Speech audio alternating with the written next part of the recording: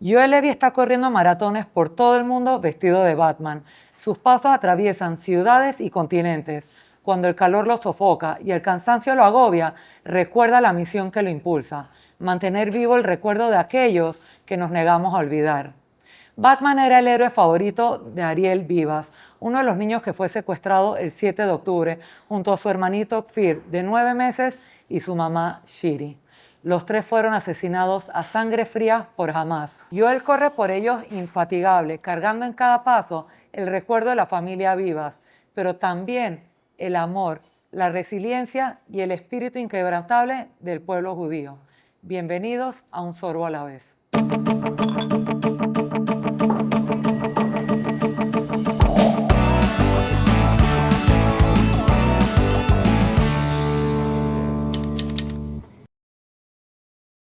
Joel, welcome to Panama. You know, I'm so happy to see you here. You're one of those people that I follow on Instagram, and suddenly you're here, so that's amazing. Welcome. Thank you so much. It's an honor to be invited, honor to be here, and I'm very grateful to be in Panama today. I see you all rested. How are you holding up after that very difficult run you had on Sunday? You know, definitely a tough marathon, but I feel good.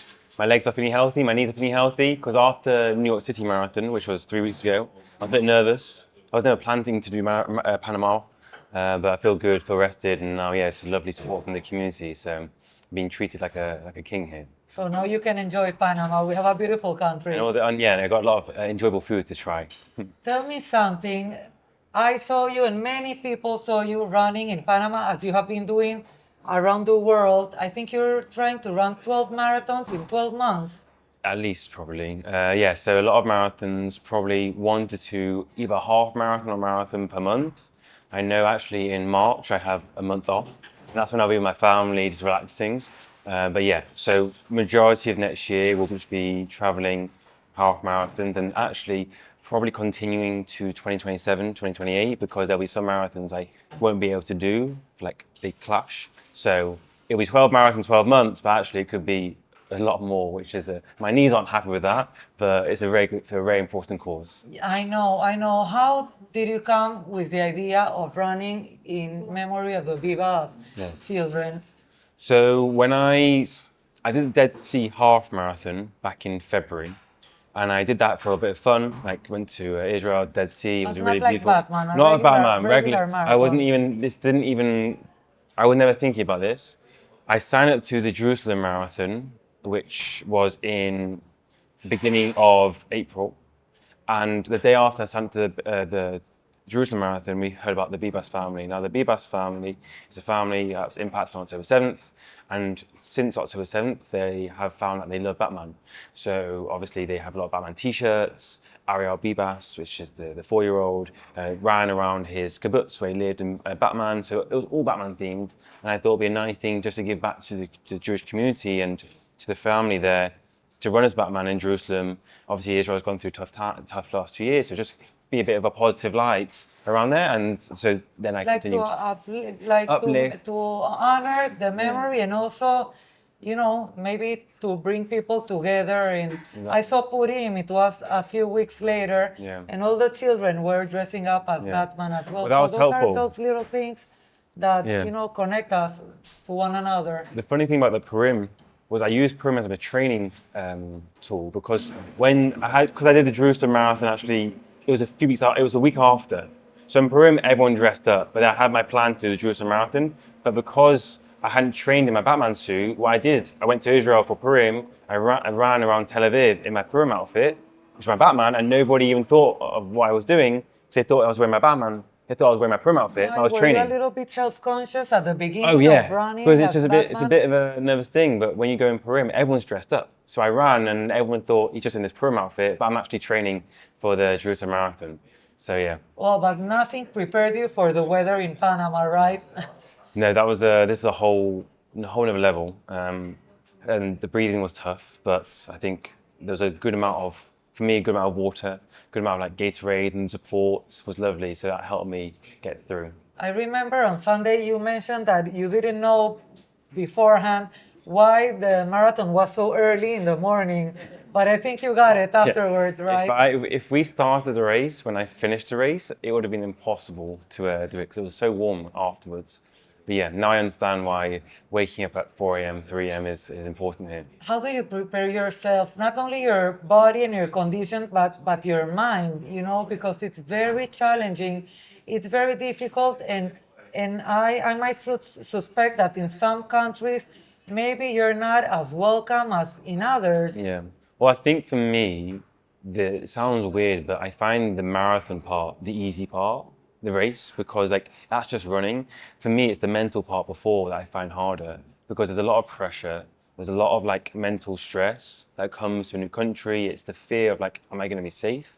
So in each place I go to, the security needs to know that I'm there, basically. And what's been nice about Panama is it's been a very safe community, so that's been a less thing to worry about.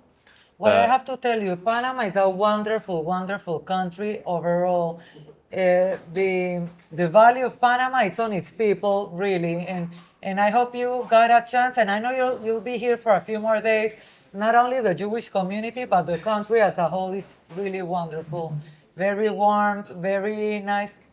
I think you know I this. think I like it. You Yeah, know this. it's been nice, and yeah, the promenade is a nice place to do. I went to the, I don't know, you guys don't call it the old city, but it was the old city. It was really nice to walk around there. A lot of history, and I learned actually that you know in Jewish life we have like bar mitzvahs and bat mitzvahs, but there's a 15 when you get 15 here in the Latin community. So I was asked my friend why all these like 15-year-olds getting photos, and apparently it's a festival. Años, Yeah. So I was like, it's de oh, now I'm learning años. something new about the Latin community.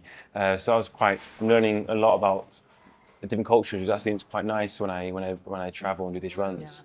You know, you mentioned about February. I want to share you my experience. Back in February, my son was getting married, and it was the same week. It was the wedding, the civil wedding. I don't know. And I had a little party in my house the day that it was on the news. The tragic outcome of the Bibas children and series story. And I was very sad, you know, between the happiness of my son's wedding, I was sad. And the girl that came to make my makeup, she was like, but what's going on? Where you should be so happy. And I was like, you know, I'm so happy.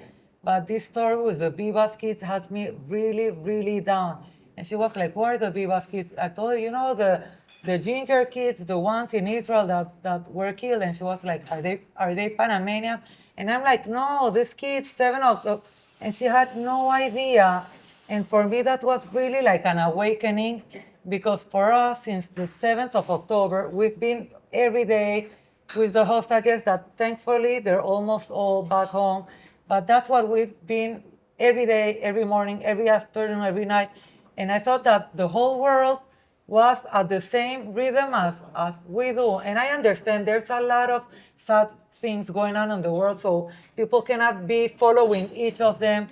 But that's when I thought, wow, it felt lonely. That moment felt really lonely for me. So that's why I can value what you're doing, because even if it was something so tragic, so horrendous, many people don't know about it. Yeah. So tell me, how has been the reaction? People, do they know the story? Do people come to you to ask you about it, or no? It was really interesting that because we all think, as for Jewish listeners or anyone Jewish, think the whole world know about the Bibas family, but in reality, it's a very small percentage who know. And after the London Marathon, that's when a lot of non-Jewish people found out. And it reminded me, like, wow, this is like scary because I thought everyone knew, but nobody knew. So it might Not even of the Jewish community? No, the Jewish community, yes, but this is when the non-Jewish community Okay. didn't know, and that is the reason why I have to continue doing this, because in each city I go to, there are always going to be hundreds of people from my runs to learn about the Bibas family the first time. So the interactions from each city have been a bit different, and actually I find Panama was a bit of a different challenge because I do not speak Spanish. So I thought to myself, well, how am I going to say the same message and get people to learn when, like, I can't say what I'm trying to talk about? Because in Toronto and Sydney, I can have a conversation because I speak the same language. Here, it's harder. But what's been nice is that we've had such a lovely community here that you guys have kind of done what I want to do, where I run, the community asks questions, and then the Jewish community or the non-Jewish community who know actually educate and teach. And I think that's really been really, really special. But sometimes you don't need to talk. People see you and you inspire. I got a lot of messages through my Instagram like, that kid has so much light. And so I showed you before, I sent you really some of the beautiful. messages, and it's true. People could empathize with you running in Panama with the heat, the humidity, and the costume. Many people were like, wow, for him to be running in this heat with his costume, it must really mean a lot for him. So that says a lot. And that's why I always say, I'm like, look, I'm very grateful when I do these runs, it's tough, but I'm very grateful that I can call my mum afterwards, I can eat challah afterwards, I can do these things afterwards, and it's a privilege. So I understand that when I do these runs, it is a very tough thing, but in order for me to get the message out, then it's worth every bit of pain, which is important. Sometimes our own struggles help us to develop more compassion and empathy for others people's challenges. Yeah. What have been your struggles in life? A lot, but that's my challenges and now my strengths. So I found school really hard. So I'm severely dyslexic, and I had a speech disorder growing up, so I had a speech therapist for a few years. So at school, with a learning disability, I was always the hardest worker, like the goody two-shoes, the teacher's pet. Like, teachers loved me, but I never got good grades. So it was very stressful that I could work really, really hard, get my homework done on time, but I'd always be at the bottom of the class, and it was frustrating. So I had a lot of anxiety at school. Like, when you're dyslexic, for me, speaking out loud in class was really tough. Like, I just got very nervous. And then also having a speech challenge, just communication was challenging.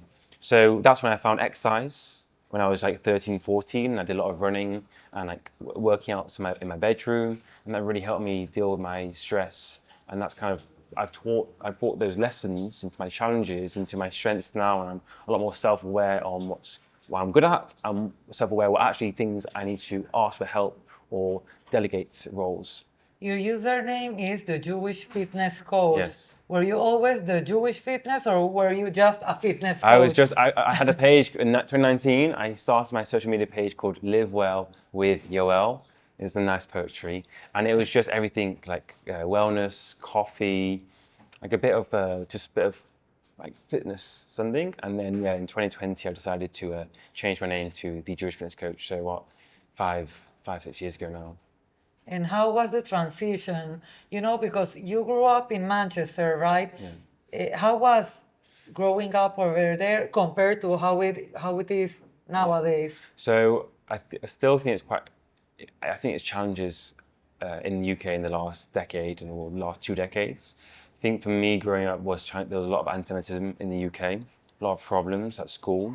I think even then, now it's a lot worse. So I'm grateful that I didn't have it too bad, but there was still a lot of problems, and I felt like I had to hide my Jewish identity a lot, purely because I didn't want any trouble with other schools. So now it's getting... Did you go to a Jewish school? I went to a Jewish school, yeah. Okay. So, but it was when we went to play football against different schools, that's when we had a lot of abuse. Or walking to synagogue on a Shabbat, walking back from the school bus. That's when there was a lot of problems, which was... What would happen, for instance? We would have verbal words, like a lot of hate. I've had times where I walked home from the school bus and I'll get thrown pennies at me. But growing up as a kid, you think that was normal. So like, until I was 13, I thought every kid in the world, that was just like, you just had hate. And then you realize that that's not normal life for children. That's so sad. That's so, yeah. So I just thought that was normal. But it's nice to walk around in Panama here, and I'm like, I got my Jewish hat on, like with proud, and I'm like, it's no problems, which is something I take, which it's nice. No, Panama is really a blessed country, and thankfully people from so many backgrounds and religions and cultures. It's really a melting pot, but a happy melting pot, and hopefully, God willing, it will always be like that. But it took courage then for you to change your professional profile. Did you have any hate messages? Did you lose followers? How was the transition? So and why did you choose to do that? So I remember it was end of 2019. I came home to my family. I was like, I don't feel like I'm making enough value in the world, because my page was like trying to talk to everyone. And I thought, what's influenced me in my own journey? And Jewish life has definitely influenced me. I'm not the most religious person, but definitely like challah, like Jewish festivals, Shabbats, like auntie offering seconds and thirds on a Shabbat meal, like those things have impacted my own journey, and I've accomplished my fitness goals while still enjoying Jewish traditions. So I thought I could help someone else enjoy challah and keep healthy. So I think that's very important to keep tradition. So I said, love challah. I love challah. You love it, right? Challah is like my pre-marathon food. So it's Challah great. is the bread that we eat in Shabbat, Friday evening. Es el pan trenzado, son unas moñas de pan súper deliciosas. So it's my marathon schedule. It's my marathon routine. So my marathon's on Sunday. On Saturday, I'll have a whole loaf of challah, like the whole loaf, which is a lot. And then on Sunday morning, I'll bring 2 mini challah rolls to the marathon with me. This was a bit too early. That's an invention of yours, right? But this is but for any extreme marathon training, you need to have a lot of carbs to fuel. So actually, it's like my carb load. Like a lot of people have pasta, I'll have challah for a bit of it's a bit of fun. Did you have trouble growing up? Were you chubby? Did you have weight? I was quite heavy. I was a 10-pound baby. I think that's quite a heavy baby. Yeah. But no, I wasn't. Big. I was a bit chubby, but I was at a healthy weight throughout Okay. my life. I've gone through everyone's gone through the ups and downs with weights over the last 10 years, but I've always been a healthy-ish weight from a doctor's perspective. Okay, so you haven't had these issues that, eating disorder or not eating disorder, but maybe like an unhealthy relationship with food. Oh, I definitely. Yes. When I started my fitness journey, and I think this is very common for anyone to start their fitness journey, and I think we need to normalize it, is when you start any fitness journey, like you're trying to do different things, and you're learning what works for you and what works for you. So you try different diets to think this is going to help me achieve my fat loss goals, but you realize that maybe not being the healthiest diet, and you just don't know what the best solution is. Especially now, everything's on social media. Even just 6-8 years ago, the information, there wasn't enough information because it was very much like selly promotion. So 6-8 years ago, when I was like really trying to achieve my fat loss goals, I didn't know who to listen to because everyone was saying different things. So it was hard to. I did have a bad and there's so many fads and so many you don't know who to listen to. I think sometimes going through that can help you learn a lot down the line. So I'm grateful for that tough experience. I'm very happy. I'm grateful I didn't have anything too negative. Like I didn't have any disorders, but I'm grateful that when I found those tough times, it's taught me a lot now as a coach, but also when I'm trying to achieve any goal and having more of a balanced approach in healthy eating. That's great. But I think we went off track. I was asking you about the runs. If you ask me about challah, I was talking challah about for days. So no, about the reaction when you're running as well, about sharing the Bibas family story. What kind of reactions have you had of people around the world? You have been all over Australia, in Sydney, in London, Canada. I think Jerusalem, Toronto, New York. Yeah. You've been all over. And now, this is my first time in Central America, which is beautiful. The reaction has been positive because I decided to flip the story. I don't go much about the Israel approach. I go at the approach of they are just 2 kids. And they could be anyone's kids from any country. And that's when a lot of people learn and listen, because unfortunately, in reality, as a Jewish content creator who has posted about Israel, if you post something with the Israel flag, it will just be, people will scroll, won't bother. But because these are 2 kids, they listen, they learn. So when I do the runs, they're always curious and they feel sad about the story, and then they learn they learn about the family, they learn about the story. But you would be surprised. I mean, I have my new school following compared to yours, but when the Bibas story broke out and I shared it on my Instagram, I got most of the messages were very empathic, sorrowful people. People were very heartbroken. but I got a couple messages. Yeah, that's very sad, but why don't you say anything Yeah. about? And I'm like, we're human. One thing is not tied to the other. Exactly. You can be sad for every sad thing. I mean, Yeah. sorry for the redundancy, but you can be sad for all the sad things that happen.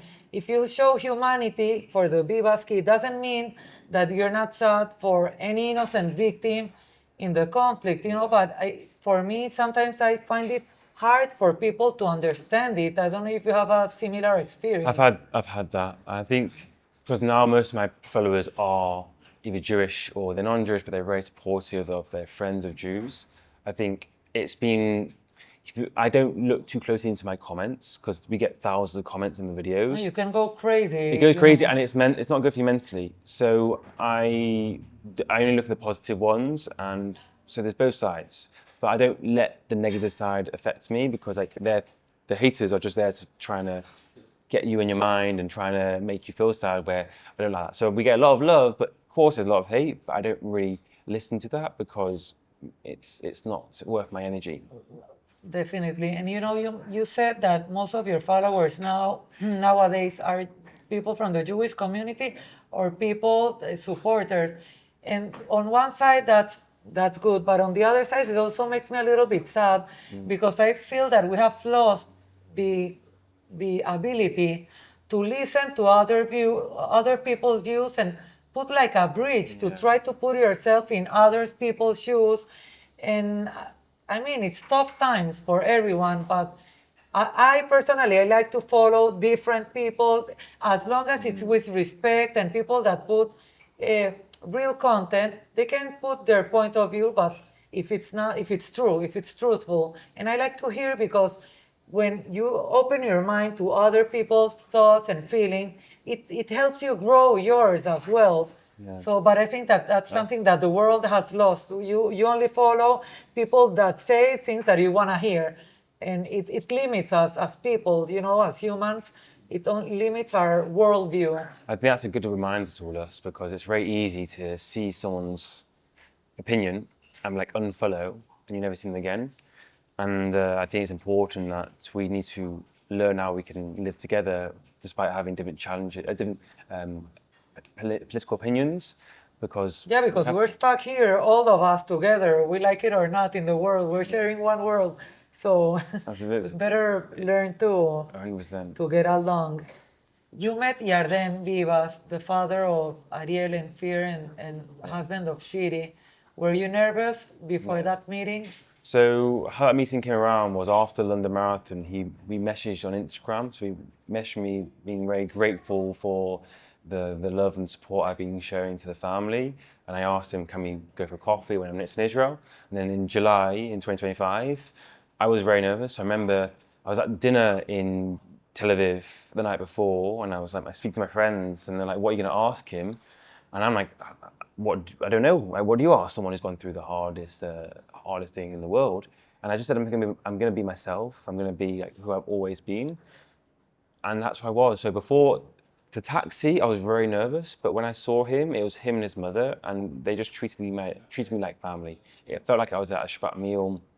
It was just a very casual conversation about life, about holidays, about next steps, about tattoos, and just any conversation you'd have with a regular person at Shabbat meal. And it was very loving and supportive. Like, I was very nervous at the start, but my heart rate was like, as soon as the first 2 minutes, they made me feel very comfortable, which was very helpful for me because I was nervous. I know you said July, that was already a few months ago, but how did you see him? How was he holding up? I can never speak on behalf of him, but I think he has the right people around him, a lot of loving family. I met Shiri's uncle in New York, and he's actually got Peru heritage. So a lot of their families actually got a lot of Central and Southern American families, so I hope to run those countries.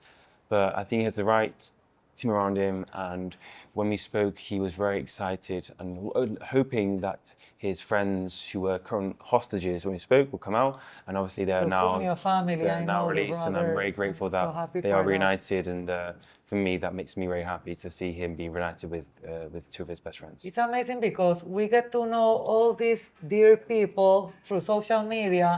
You know, when the hostages were released, for me it was like my friends got, I mean, I don't know them, I will probably never meet them, but you feel it like your own. When the Cuneo brothers were released, my immediate thought went to Yarden Bibas. I was like, thank you, God, at least for him to have his best friends to come back. That's some, it's like a very shining light during this whole darkness, and you know. Well, I was there in Israel on October 7th and October 9th. So on October 7th, it was obviously the anniversary, so the Hostage Square was so sad.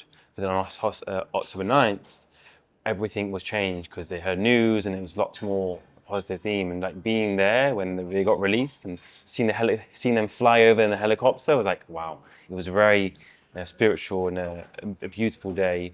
But of course, like it's a reminder that it's important for me to continue this because even though it was a very loving day, it's still been 2 years of toughness for a lot of Israelis, and families are still broken. So it's important now that we continue looking at the last 2 years and making sure we remember, just like how we have been doing with the Holocaust those 80 years, it's important we, as soon as possible, keep doing these things, that we educate what happened on October 7th and since then. Where do you think we put the balance between remembering and honoring the people that are no longer with us after October 7th, and also moving forward and keep on building and, you know, the resilience? I think it's similar to a marathon, you know, you need to push forward. Exactly. I think everyone has their different roles to play. I think everyone will be different, such as if you have been in Israel and you've been mourning over the last 2 years, I think it's important for them to focus on their life, focus on their career and like have them time. But for me, I'm very grateful that didn't know anyone impacted by October 7th. Now I don't know a lot, but it's because I'm capable of helping out and helping to remember. So I think it's a balance, but I think every person will have a different balance. I think some people have been struggling so much the last few years. I think it's important for them to just give them some me time, give them time to focus on their career, their family.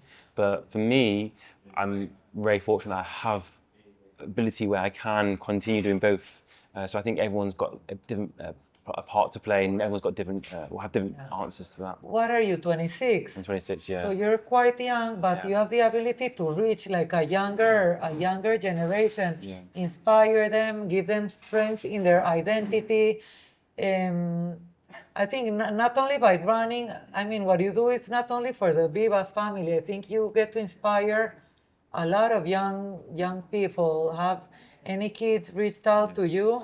Honestly, it's been nice. It's been.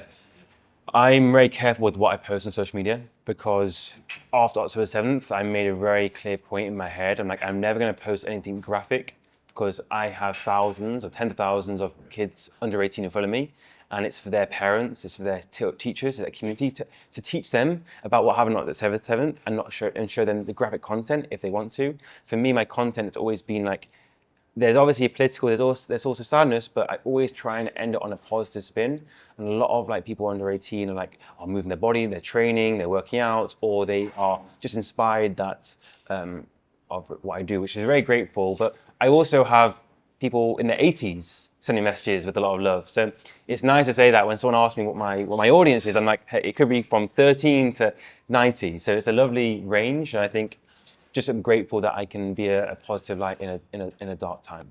I saw on the day of the marathon and all on your social content, you carry with yourself, I mean the costume, but also a rectangle cloth with the butterflies. Yeah. And what's the story of that piece? So I made that item? I made that myself. It's basically a big flag of the Bibas and the butterflies and Batman. So of course it was more significant to the butterfly, and the reason why I share that is the butterfly has a big symbol to the Bibas family. So now there's a species in Israel that's been named the Bibas. It's a type of butterfly. It's an orange butterfly, and it's a Bibas now, because I think the family loved butterflies growing up and something. So like it was another way of like the orange butterfly is another symbol of Ariel, Kafir, Shuri, and Yarden. So for me, wearing that flag, I could easily have the Israel flag, but I think it sparks more questions when I have this orange flag with the thing. And I think for me, that's a very personal flag representing the Bibas family. Of course, yes, they're an Israeli family, but it's nice to bring that flag with me every place I go to around the world and show the communities. No, it's very, it calls your attention. I mean, that's why I wanted to ask. I think you have a very good story about a pin you carry on your costume when you run, and you were distressed on Sunday because you lost it. Yeah, and then so what happened? that pin was that's such an important pin for me. So when I met Yarden and his mother, the pin was given to me by the mother. So this is Kafir and Ariel's grandma. She said, wear this for your races. And like, okay, if you're telling me I'm wearing it for my races, I'm wearing it for all my races. So I wore that in Sydney, Toronto, New York. Any runs, like training runs, I wear it. And purely actually because of the heat, because I was basically, everyone in Panama on the race was sweating. Because my suit was so full of water, it just fell off. So when it fell off, I was very lucky that I felt it. I didn't feel it. I really noticed that I was probably 5 or 10 seconds when I had it on and when I didn't have it on. And I took a screenshot of my map. So like, okay, it's going to be here somewhere. But like, there's people, there's water. I can't find it right now. It's really a tiny It's tiny, pin. yeah. I mean, there were thousands of people walking around. But what happened is, it's a pin. So it was shot. So I don't want, hopefully no one stood in it, because that would have happened to their shoe and then someone would have woken up with a Batman pin on their shoe. What I would have thought was someone put it on the side, because I finished the race and I did a blessing. There's a beautiful blessing of like, if you lose something, you pray. And my good friend Ellie, he took me around the track, and I'm like, here's it's gonna be, and it was on the side of the road. So you went back to the truck and you found it. You know, that's nothing short of a miracle. Yeah. You know, there's so many people, and I saw there was also a lot of trash, bottles of water, cans, everything on the floor. And so it's a beautiful miracle. I'm guessing that luckily someone saw a pin and just probably threw it to the side, because it would have been swept away, because all the water was gone when we went there. So I was very fortunate. As I told you, Rabbi Meir doesn't disappoint. We have a tradition. It's when you lose something, you make like a prayer for this rabbi that is known for helping lost causes or to find lost things. And he did it, and he found it. So it works. I told you, it doesn't disappoint. Panama miracle. Like a little miracle in Panama. So Yoel, what's next from here? So I was actually planning to do Costa Rica Marathon this weekend, but I think it's not possible right now because just logistics. But after now, we have a lot of more marathons. So on top of my head, we're going to Mexico to the Mexico Half Marathon on the 14th of December. In Mexico City. That's tough. Very high, so you will need. Yeah. Well, I thought Panama would be tough. I think Mexico City will be more extreme, but I think with what I've learned from just dealing with Panama climate, I think it will be I'm used to it, because I literally came from very cold New York to like Panama weather, and I ran. So I think luckily I have a few more days to like get used to the altitude, and then that's going to be important. I didn't ask you, how did you get to Panama? How did you find us? Oh, so this is really, I never had, New York City Marathon was 3 weeks ago. I never wanted or planned to do Panama Marathon. It was never planned or thought. The day before the New York City Marathon, I was sitting at a cafe in New York with my family, who came out to support, and a lovely family and family friends were from Panama, and when they recognized who I was, we had a lovely chat. They're part of the Jewish community here, great people, and they said as a joke, "Oh, Panama Marathon's in 3 weeks," and I just laughed it off, thinking, "Haha, great, I'm not going to do that." But then afterwards, the New York City Marathon, and I was like, "Oh, well, I've got Mexico in a month's time. Is there a race?" And they thought Panama, and I was like, "There's a lovely, supportive Jewish community here. I've never been to Panama, And I just like, let's just do it. Why not? Yeah, And let's do yeah, it, so sure. thank you to the people, those people who saw me the day before. If it wasn't for them, I probably wouldn't be here right now. So I'm very grateful that we crossed paths on that morning. No, no, and we're really happy to have you here in Panama, and I hope you get to enjoy. What are your plans? You have to go to the Panama Canal. It's one of Yes. the wonders of the world, and it's like it's a engineering, magnificent project. Eh, una obra, se me olvidó la palabra, but you have to I have go to go. there. No, it's just No. that I want to enjoy more the food here. I've heard the food's great. And the food so far has been great. The sushi, went to a sushi place yesterday, was very nice. So I need to try different foods. I've tried that. I need to try more challah. That's an important thing for me. Different bakery challah. And just, I think I like to, when I go to a place, I like to kind of live like I am a resident there. Like I'm not the biggest. I like being tourist, but I like to like just embrace myself as like I am someone from here. Immerse yourself I in the enjoy it city. more. Like go to the gym here, walk here, just do things like normal anyone would do here. And that's when I get to enjoy just the culture. But I will do some touristy stuff because there are some nice things to do. I'd like to go on a hike somewhere here because I haven't been in nature, proper green in a long time. So I want to get back to like just seeing some more green forest around me. Well, there's plenty of that here. So, well, I'm happy you got a chance to recover your strength and energy.